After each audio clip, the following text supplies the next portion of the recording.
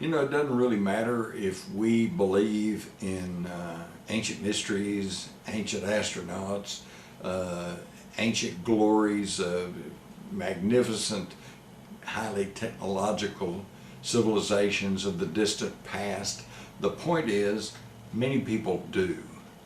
And one of these, for example, was none other than Saddam Hussein, the ruler of Iraq prior to the U.S. invasion. In fact, it was widely reported in the media that Saddam believed himself the reincarnated Nebuchadnezzar, who was the ruler of Babylon, which was simply a devolved version of the ancient Sumerian culture there between the Tigris and Euphrates rivers, which is now Iraq. In fact, he was trying to rebuild Babylon, perhaps even with its famous hanging gardens that was one of the seven wonders of the ancient world. So he obviously knew and cared about these ancient stories, and one of them, of course, is repeated in the Bible.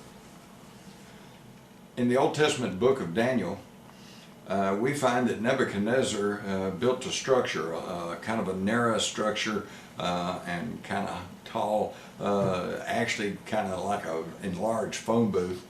It was 27 meters high and 2.7 meters wide, and it was built near Babylon out of gold.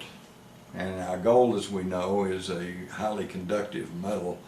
And it seems like that probably this was mistranslated as a fiery furnace, but actually it was just a structure made out of gold, and probably may have been called a fiery furnace because maybe it shimmered, because it was probably an energy field utilizing the earth energy or some other power source, and because when Nebuchadnezzar's people would go into it, they died, possibly of radiation poisoning.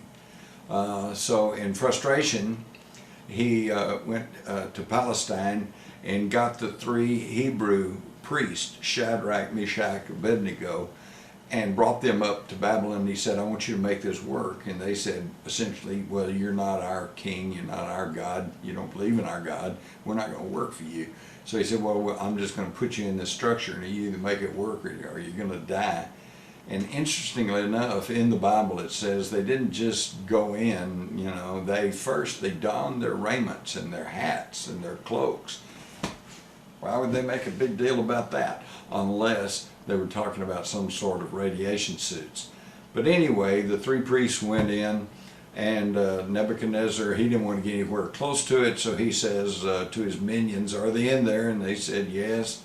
And they said, well, you know, are they still alive? And his minions said, yes, O king. In fact, now there's 4 people in there.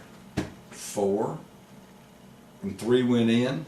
And Nebuchadnezzar said, well, who's the 4th one? And they said, well, it's the Son of God. Son of God? Who's that?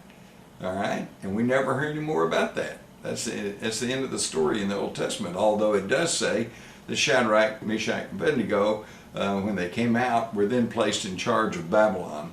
So obviously they knew some of the secrets. And what were these secrets, and how did they create an energy field? Through the manipulation of energy. And this is where it's getting to the basics of everything, because our whole universe is a big swirling mass of energy. And if you can manipulate that energy, you can do all kinds of things, from possibly increasing your age, increasing your health, increasing your brain capacity and the speed with which you think and rationalize and conceive and create. And so this is what the secret society people and the people who want to run the world, these are the type of secrets that they want to keep to themselves, and they don't want us to know about it. But if you want to hear further and credible information about this manipulation and the creation of the white powder of gold, energy saving, energy changing substances, then I would recommend that you go and visit 0 Point Technology's website.